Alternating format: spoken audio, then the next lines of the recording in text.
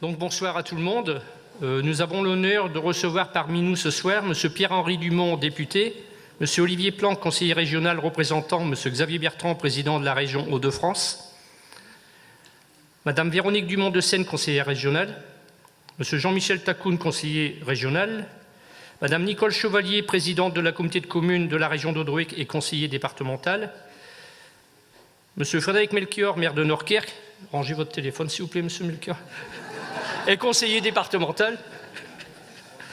Vous avez coupé le son. Mesdames et messieurs les maires de la communauté de communes, donc Mme Béatrice Boulanger, maire de Saint-Omer-Capelle, Mme Clotilde Beaufils, maire d'Ofkerk, M. Daniel Durier, maire de Zuidkerk, M. Thierry Rouzet, maire de Paulincove, M. Jacques Hautecoeur, maire de Ruminghem, Mesdames et messieurs les conseillers et anciens élus, la brigade de la communauté de brigade d'Audruic, donc nos gendarmes, M. Laurent Potel, centre du secours d'Audruic, M. Bruno Voiturier, président de la première section de Vatringues, M. Guy Vermèche, président du CIRA, Mme Corinne Greer, directrice de l'école publique, M. Guy Bourrel, vice-président départemental de l'UNC, M. Joël Bourdon, président régional de l'harmonie municipale, M. Jean Pinte, journaliste, auteur d'œuvres, membre du réseau européen du chemin de mémoire, M. Éric Calbé, président CGRW2, campement militaire, Mesdames et messieurs les représentants du corps médical, Mesdames et messieurs les commerçants, entrepreneurs, agriculteurs de Saint-Folquin, Mesdames et messieurs les présidents membres des associations, Mesdames et messieurs membres du personnel communal, Mesdames et messieurs les journalistes et les représentants de la presse, Saint-Folquinoises, Saint-Folquinois, Mesdames, Messieurs. Monsieur le maire, cher Yves, au nom de l'équipe municipale que j'ai l'honneur de représenter et que je vais présenter à nos concitoyens dans quelques instants, c'est avec un immense plaisir que je te souhaite, ainsi qu'à ton épouse Danielle et à ta famille, tous mes meilleurs vœux de bonnes et heureuses années, une bonne santé et que 2023 vous apporte le bonheur et la réussite dans tous vos projets. Je remercie ton épouse Danielle qui accepte souvent de rester seule à la maison durant de nombreuses réunions et permets-moi de lui offrir ce bouquet de fleurs.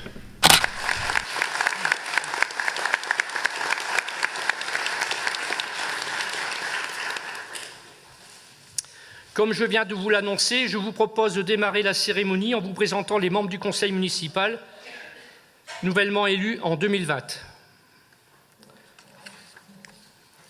Alors, je vais démarrer par Madame Marie-Josée Péqueux, adjointe aux affaires sociales. Monsieur le maire,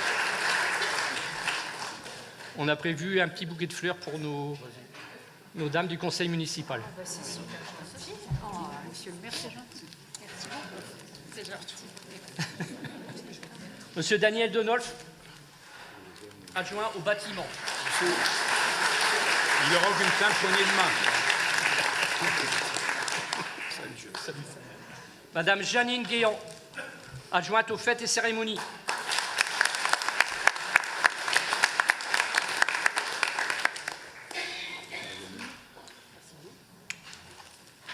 Monsieur Jacques-André Delacre, adjoint aux voiries, délégué CCRO et président du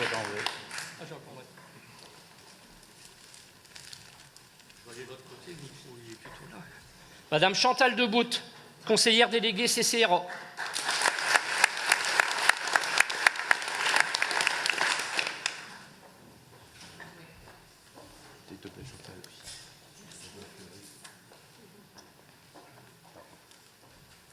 Monsieur Xavier Biscarot, conseiller délégué fêtes et cérémonies.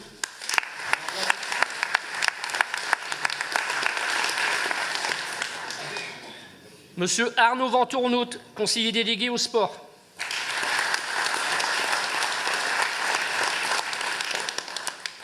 Monsieur Michel Briche, conseiller délégué à l'information et à la communication. Monsieur Facebook.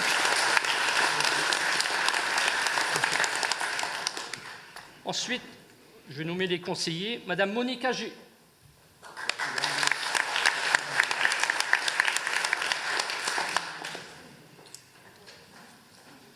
Madame Brigitte Charlet.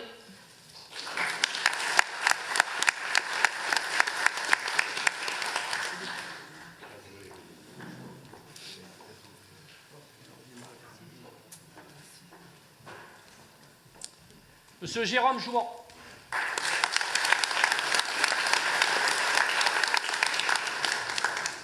Madame Séverine Vasseur.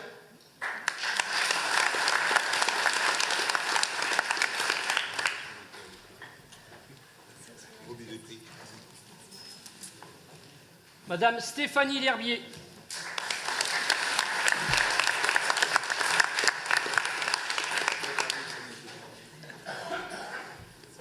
Pardon les hommes.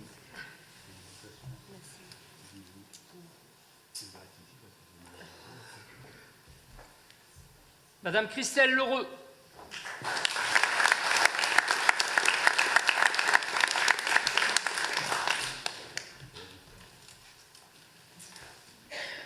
Monsieur Rémi Beauclé.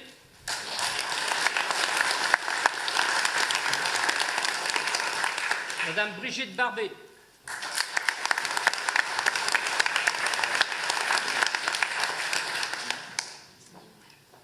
Monsieur Michel Wellman.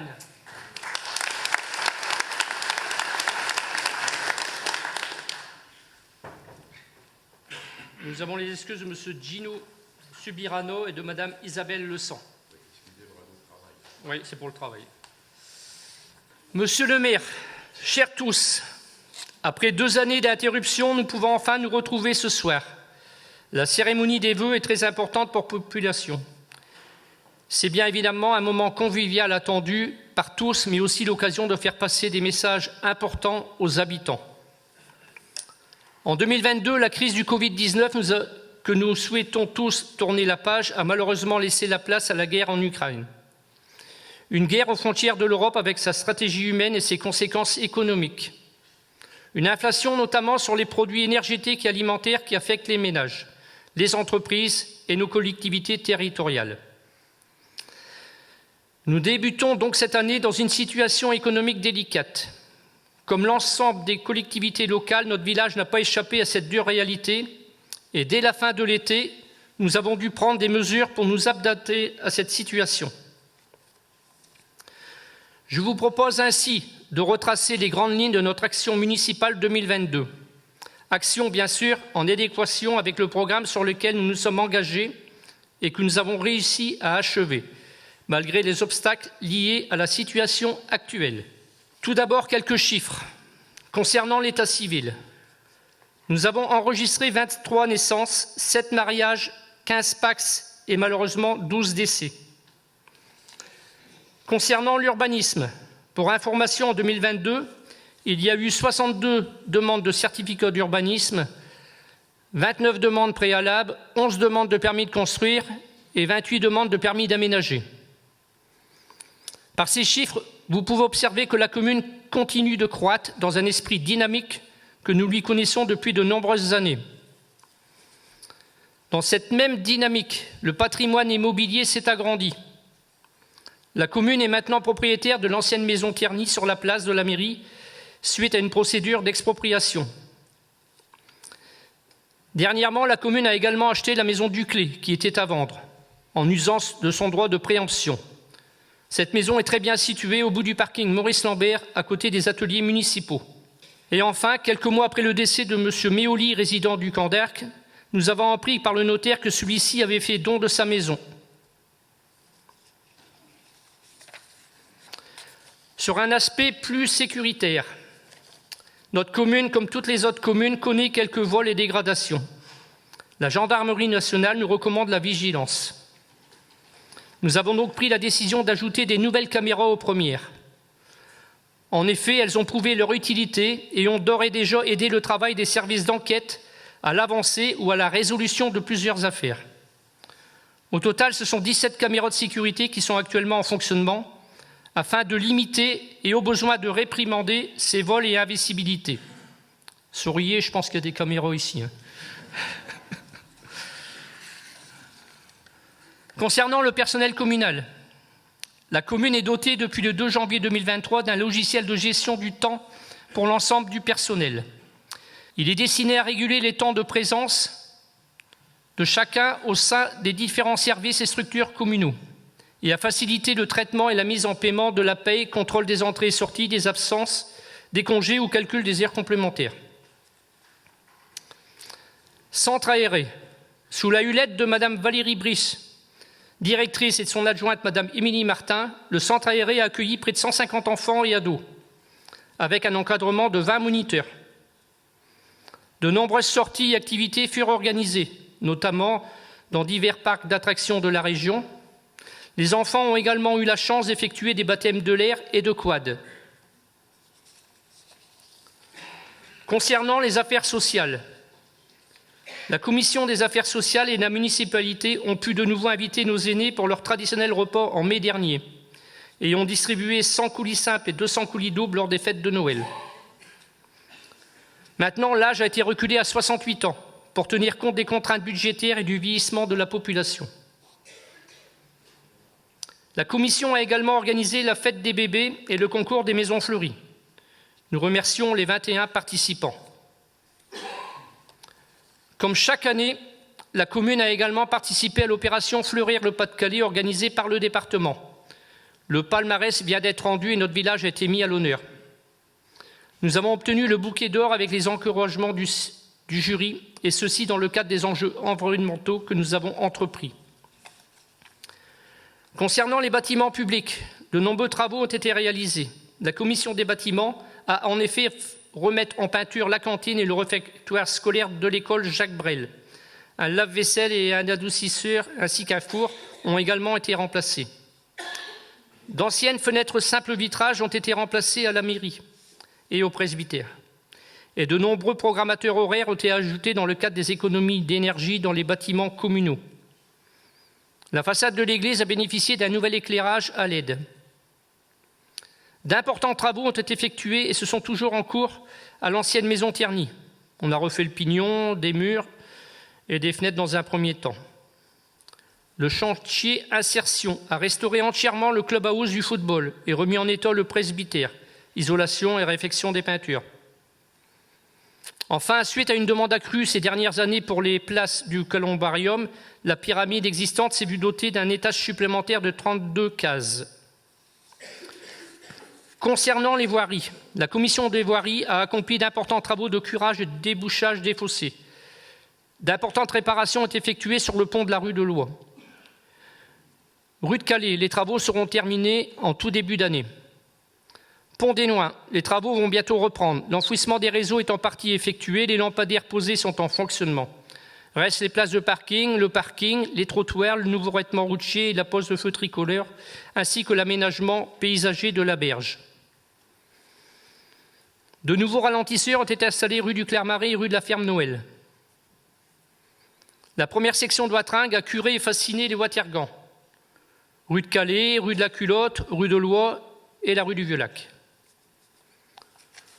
Par ailleurs, comme nous sommes une commune rurale, certains de nos concitoyens sont agréés dans le cadre de la lutte contre les animaux dits nuisibles. Ainsi, 633 musquets et 2 renards ont été piégés. S'agissant des événements menés par la commission des fêtes, eh bien, comme vous savez, à Saint-Folquin, on est toujours en fête. Et ce soir, on sera en fête aussi. L'année dernière, de nombreuses festivités et cérémonies ont pu se dérouler normalement. En février, le carnaval enfantin. À Pâques, la chasse aux œufs. La commémoration du 7 et 8 mai fut un grand week-end patriotique avec le devoir de mémoire. Monsieur le maire vous développera ce sujet tout à l'heure et une belle vidéo vous sera présentée en fin de cérémonie. En mai, le repas des aînés. En juillet, notre ducasse annuelle avec le cochon grillé, la brocante et les festivités du 14 juillet. En novembre, la commémoration du 11 novembre. La Saint-Martin avec distribution de jouets récompensant tous les participants.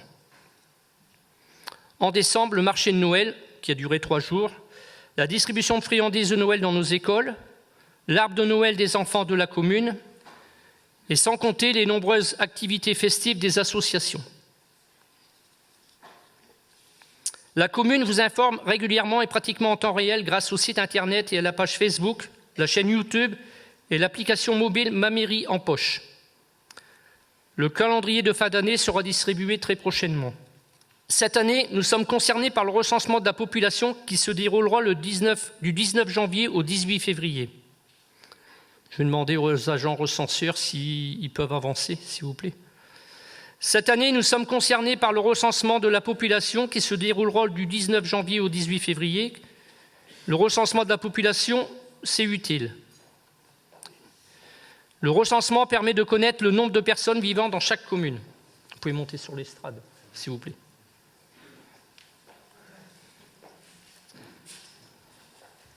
Ces résultats déterminent la participation de l'État au budget des communes. Plus une commune est peuplée, plus cette participation est importante. C'est le nerf de la guerre. En y répondant, vous permettez aux collectivités d'ajuster l'action publique aux besoins de tous. Le recensement de la population, c'est sûr. Les questionnaires du recensement sont confidentiels. Ils sont destinés qu'à l'INSEE et serviront à l'élaboration de statistiques. Enfin, le recensement de la population est un acte civique, obligatoire et gratuit. J'ai l'honneur de vous présenter les 4 agents recenseurs qui passeront chez vous. Dans le secteur sud, c'est-à-dire Pont-des-Noix à Manquebeur, Madame Anne-Marie Forteville.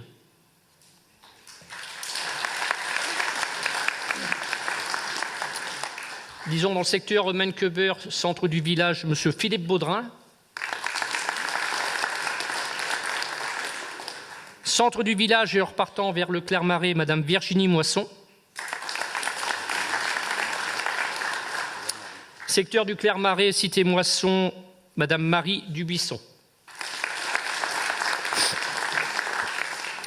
Je vous demanderai que lors de leur passage, merci de leur réserver le meilleur accueil. Je vous remercie.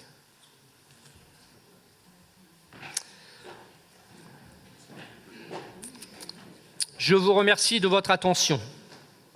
Merci à toutes et à tous.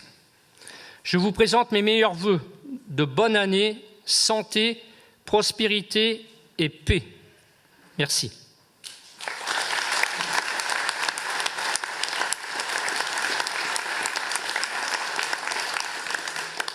Maintenant, je vais laisser la parole quelques minutes à Monsieur le maire. Et avant de m'adresser à vous tous, je vais demander à Madame Polaire de bien vouloir avancer. Vous pouvez monter, Madame Polaire, s'il vous plaît.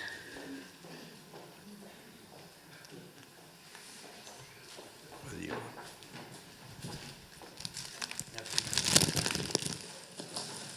Madame Polaire, j'ai le plaisir de vous remettre ces quelques fleurs, également aussi pour nous faire pardonner de tout le temps qu'on peut prendre dans votre couple, avec votre mairie qui est souvent partie à droite, à gauche, voilà, aux réunions. Je sais que c'est un homme qui est fort actif, il y a beaucoup de réunions, donc eh bien voilà, c'est pour, disons, vous faire oublier tous ces moments seuls. Je vous fais un bisou. Merci.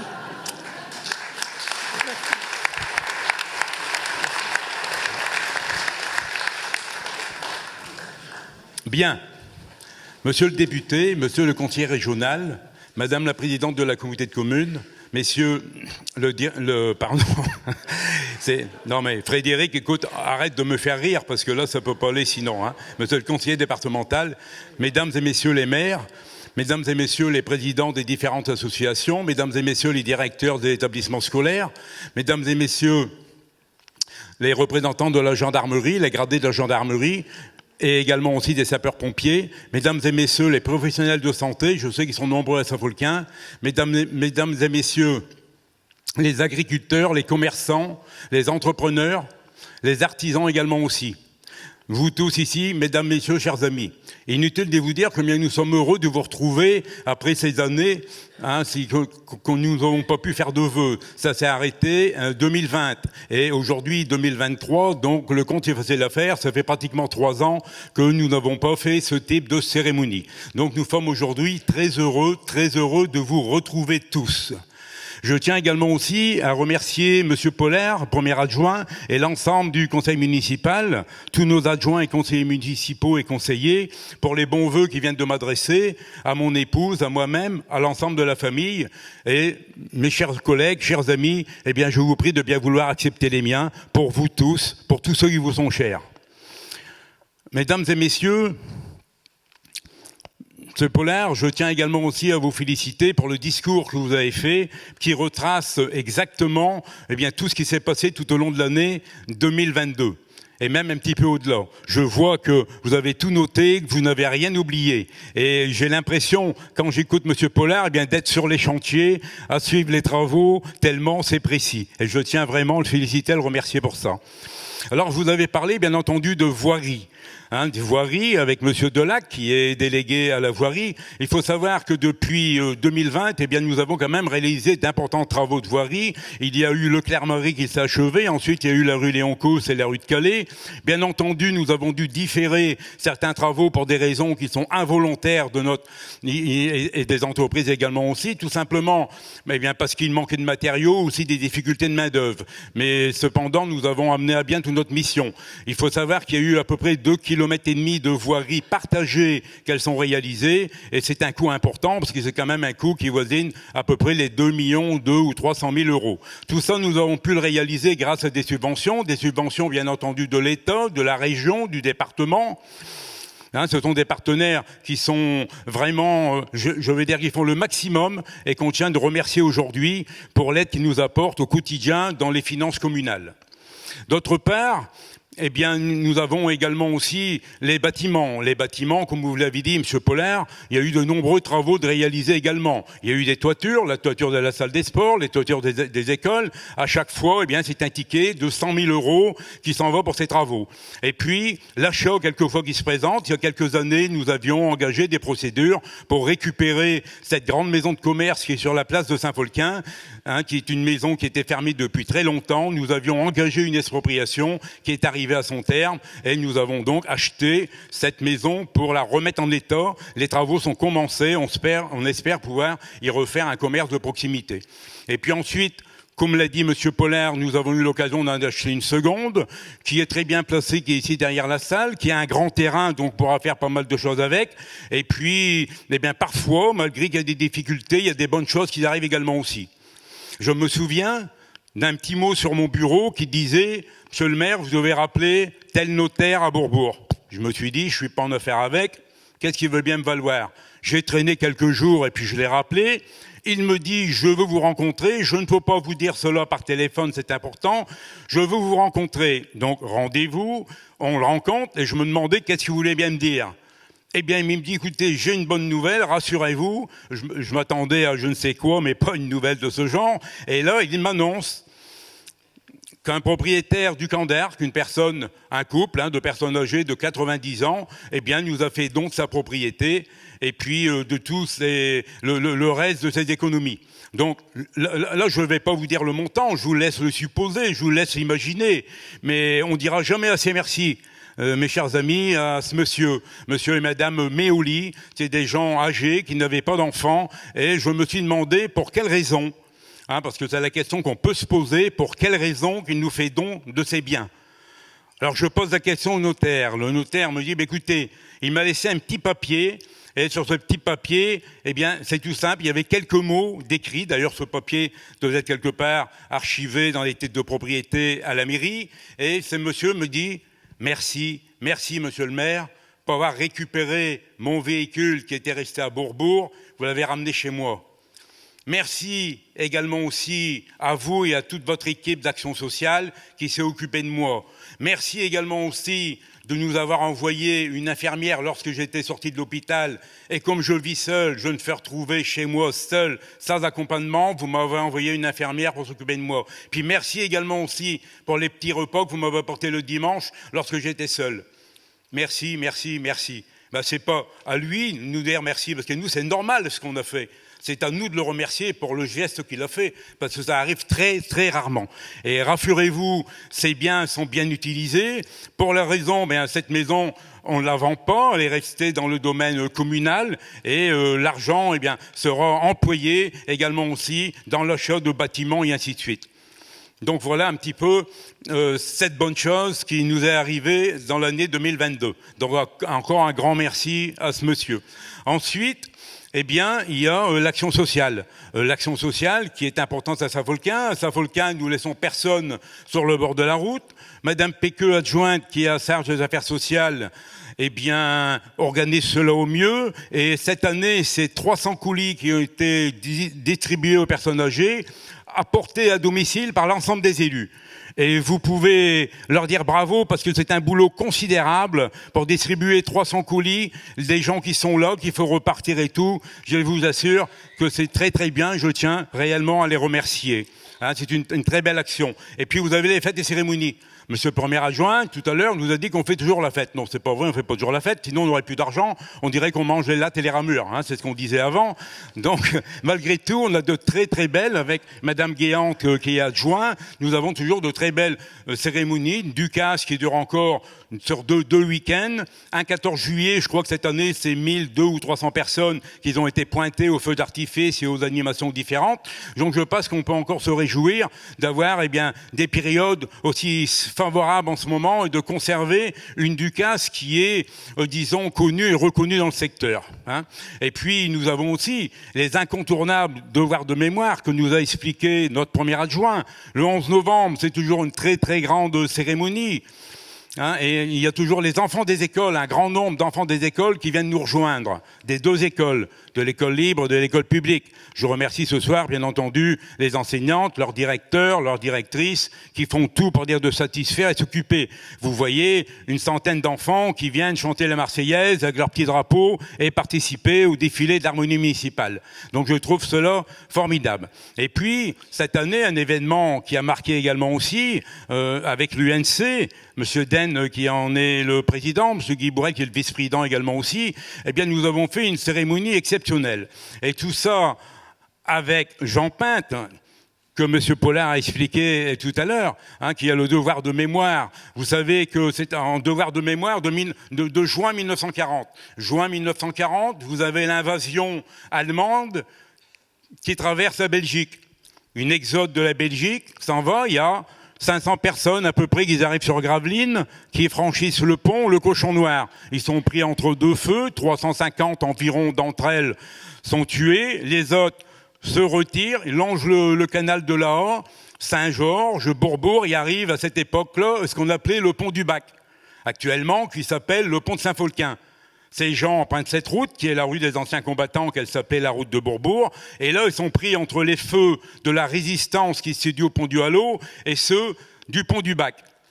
Des mitraillements, des bombardements d'avions, des mitrailleuses des avions allemandes. Et c'est au total une centaine de personnes avec des chevaux, des voitures. C'est un carnage tout au long de ces routes. Certaines photos en témoignent encore.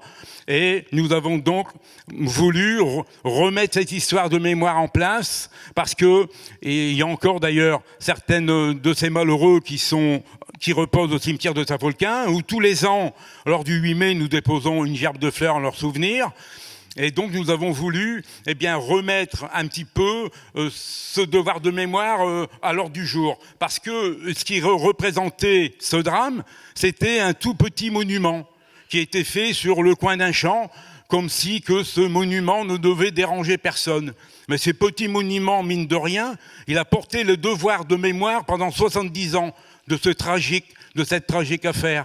Et là, actuellement, avec le concours de Jean Pinte et de toutes les associations du devoir de mémoire, nous avons réalisé, que vous allez voir tout à l'heure dans le film, un mémorial avec des plaques de marbre, avec tout le nom des personnes gravées dessus. Et nous avons fait une cérémonie réellement à la hauteur de toutes ces personnes. Des familles belges sont d'ailleurs venues encore parce qu'elles ont des personnes qui reposent encore dans le cimetière de Saint-Folquin. Nous les avions invitées. Donc c'est un truc qui est incontournable. Et nous avons fait une cérémonie remarquable avec des voitures militaires, avec des tirs de fusil, avec des tirs de canon, avec les Gravelins que je tiens de remercier et de féliciter. C'était un moment formidable où également aussi tous les enfants, toutes les familles de Saint-Folquin ont pu participer. Voilà pour cela. Nous avons également aussi notre marché de Noël. Marché de Noël qu'il ne faut pas oublier, quelquefois on dit c'est marché d'hiver parce qu'il est avant Noël, enfin on ne sait pas comment l'appeler, mais moi je l'appelle toujours le marché de Noël. Donc, il y a pas mal, il y a une vingtaine de chalets et beaucoup d'animations. Et le point d'orgue qu'on tient à mettre à ce marché de Noël, eh bien, ce sont les manèges gratuits. Les manèges gratuits que l'on met à la disposition des enfants. Il faut savoir que les enfants à Saint-Folquin ne sont pas oubliés, ils sont toujours gâtés. À la Ducasse, ils ont des tickets gratuits. Marché de Noël, ils ont des manèges gratuits. Au centre de loisirs, qui sont 150, même plus qu'il y avait les anneaux cette année, eh bien c'est des baptêmes de l'air. C'est exceptionnel, il n'y a pas beaucoup de centres de loisirs où il y a des baptêmes de l'air ou du quad et tout, des trucs comme ça. Donc je trouve que les enfants de Saint-Folquin sont toujours en avant. On essaye de les mettre au maximum, que ce soit dans les devoirs de mémoire, que ce soit dans toutes les activités qu'il y a, de toujours penser aux enfants de la commune. Et encore cette année, eh bien, je pense que 2023 va très bien démarrer pour eux parce qu'ils partent tous en classe de neige, subventionnés, bien entendu, par la commune. Voilà. Donc, ce sont toutes des activités que nous menons tout au long de l'année. Maintenant, si on arrive dans les projets un petit peu de 2023, la commune de Saint-Folquin a un bel avenir et un grand avenir devant elle. Bien qu'on n'est pas très riche, mais ça ne fait rien. On s'en arrange. Je vais taper quelquefois à la porte de nos élus qui sont là. Bah oui, eux, ils ont les clés. Soit du coffre-fort de la région, soit du coffre-fort du département, soit du coffre-fort de la communauté de communes, n'est-ce pas, Madame la Présidente? Donc on a tout ce qu'il faut pour s'y arranger. Hein. Alors cette année, eh bien, nous avons en cours de réalisation une résidence Les Iris, de 20 lots. Et puis nous avons également aussi fini une résidence qui était sur le Clermarais, résidence de la briqueterie, là c'était plus petit, c'était 4 lots. Et puis 2023, eh bien, nous avons à l'étude actuellement de très grosses résidences qui sont sur le Clermarais, ce sont des friches industrielles importantes, parce qu'elles représentent, je pense, c'est 5, 6 ou 7 hectares, elles sont très grandes, qui sont le long de la ligne de chemin de fer. Et là, eh bien, je pense que ça va faire un nombre de maisons considérable. Vous voyez, si on met 18 maisons à l'hectare, vous voyez qu'on peut en faire 180, 200, 220, même plus. Et puis une troisième également aussi que je viens d'apprendre, qu'elle est à l'étude. J'ai reçu le promoteur dernièrement, et c'est sur une autre friche industrielle, juste en rentrant dans le Clermarais à gauche. Je ne citerai pas les noms, pour des raisons confidentielles, parce que ces propriétaires font ce qu'ils veulent de leurs biens. Et puis ensuite, si on revient ici sur les villages, eh bien, il reste aussi encore des terrains constructibles. Et ce soir, je tire un petit peu la sonnette d'alarme aux propriétaires de ces terrains constructibles. Vous savez que dans le règlement d'urbanisme, rien n'est jamais acquis. Aujourd'hui, ces terrains sont constructibles. Demain, dans les révisions de plus, ils peuvent ne plus l'être. Alors ça serait dramatique parce que ça perdrait une grande valeur de ces terrains pour les propriétaires, mais ça pénaliserait également aussi la commune fortement. Parce que comme l'a dit monsieur le premier adjoint tout à l'heure, des habitants il en faut. Si on veut que notre commune continue de prospérer, plus d'habitants, plus de recettes, mais également aussi plus de potentiel pour le commerce de proximité. Si vous n'avez pas assez de monde, eh bien les commerces de proximité ne peuvent pas s'en sortir. Donc tout l'enjeu du jeu est là. Et puis ensuite, eh bien, nous avons des travaux que nous avions différés. Différés, c'est les travaux des Noins, indépendants de notre volonté. Comme je vous l'ai dit tout à l'heure, ces travaux vont reprendre. Et là-bas, c'est des travaux importants également. C'est près de 900 000 € de travaux. C'est-à-dire que c'est le hameau des Noins qui est entièrement refait avec des feux récompenses, avec une limitation de vitesse. D'ailleurs, nous allons devoir nous rapprocher d'Audrewick pour nous accorder, parce que après Saint-Folquin, c'est Audrewick, ou après Audrewick, c'est Saint-Folquin, ça dépend de quel côté qu'on vient. Mais donc, c'est des gros travaux qui seront entrepris. Ces travaux sont déjà commencés. Il y a tout ce qui est en terre qui ne se voit pas, c'est-à-dire l'ensemble des réseaux, l'éclairage à LED également aussi pour les économies d'énergie qui sont installées. Seulement, je crains qu'il y aura peut-être encore un mois de délai parce que les centrales d'enrobés, d'après ce que j'ai entendu dire la semaine dernière à la réunion de chantier, les centrales d'enrobés ne produisent pas actuellement pour des coûts d'énergie et je pense qu'ils vont se décaler au mois de mars. Donc ça sera aussi des difficultés qu'on rencontre toujours, indépendants de notre volonté, mais qu'on est bien obligé de subir.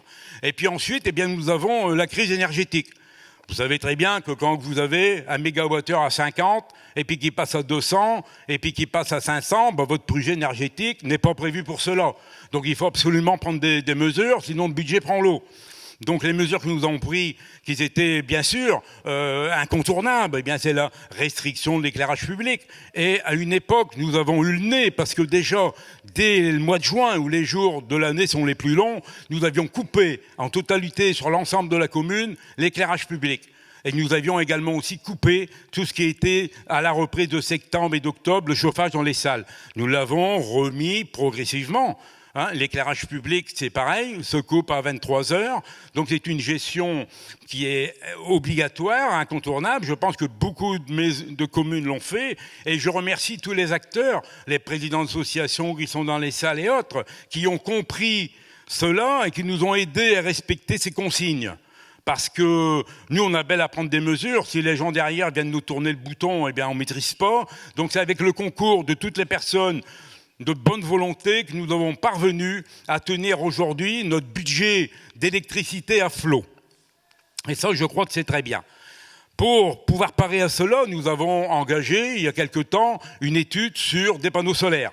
Panneaux solaires qui pourraient être installés sur la salle des sports, sur les écoles, pour arriver à une puissance électrique de 36 kWh. Ce qui nous permettrait d'avoir quand même un peu de marge de manœuvre et de pouvoir adoucir un peu, je vais dire, cette difficulté énergétique que nous avons et que j'espère ne durera pas. Bon, voilà un petit peu toutes les grandes lignes qui se dessinent pour 2023. Donc 2023, je suis enthousiaste, mais je suis réaliste également aussi. Je sais que on ne pourra pas non plus faire tout ce qu'on a souhaité. L'achat de la maison Duclé nous permettra peut-être de faire un aire de jeu pour les enfants que le conseil municipal, principalement Madame Péqueux, nous réclame depuis un certain temps. Donc je vais devoir essayer de copier un peu sur la ville de Marcq, parce qu'hier, étant au vœu de Marcq, j'ai écouté, j'ai vu aussi sur les écrans qu'il y avait aussi ce genre de projet à l'étude. Donc, je crois que c'est incontournable pour dire de pouvoir occuper les jeunes pendant les vacances, les périodes scolaires où il y a des vacances et tout. Sinon, qu'est-ce que vous voulez qu'ils font ? Voilà. Donc, voilà un petit peu toutes les grandes lignes de 2023. Maintenant, je ne vais pas être trop long parce que je vais avoir usé la moitié de ma langue. Donc, il faut bien s'arrêter quelque part. Donc, avant de m'arrêter, je voudrais à vous tous, permettez-moi de vous appeler mes chers amis, vous souhaiter tout ce qu'il y a de meilleur pour l'année 2023, joie, santé, bonheur, prospérité, tout ce qu'il faut pour l'année 2023, pour vous, pour vos familles, pour tous ceux qui vous sont chers. Et avant de conclure, j'adresse mes souhaits également aussi à l'ensemble de l'équipe municipale qui est ici, et je voudrais leur dire également aussi que c'est un plaisir pour moi de travailler avec eux toute l'année, parce que croyez-moi que c'est des gens qui sont dévoués à la cause. Il faut savoir que les élus municipaux, c'est du bénévolat. Si je prends l'exemple de M. Briche, qui est délégué à la communication, il est sur tous les fronts et sur tous les terrains pour filmer les travaux de voirie, les travaux de bâtiments, les colis, la communication. C'est énormément de temps. Et je tiens également aussi à le remercier pour toutes ces choses-là. Et également aussi M. Biscara, qui n'arrête jamais, lorsque c'est la Ducasse, vous le voyez avec 1 mètre à mesurer tous les espaces. D'ailleurs, il fait des grands numéros. On va devoir en acheter des plus petits, parce que c'est des très grands numéros. Et puis, bien sûr, ensuite, il y a Madame Debout qui est à la communauté de communes, et puis Monsieur Ventournout qui est au sport. Donc voilà, nous avons fait le tour un petit peu de toutes nos affaires de 2023. Et encore, merci de m'avoir écouté aussi longtemps, et je vous embrasse tous fort, si vous le permettez. Merci.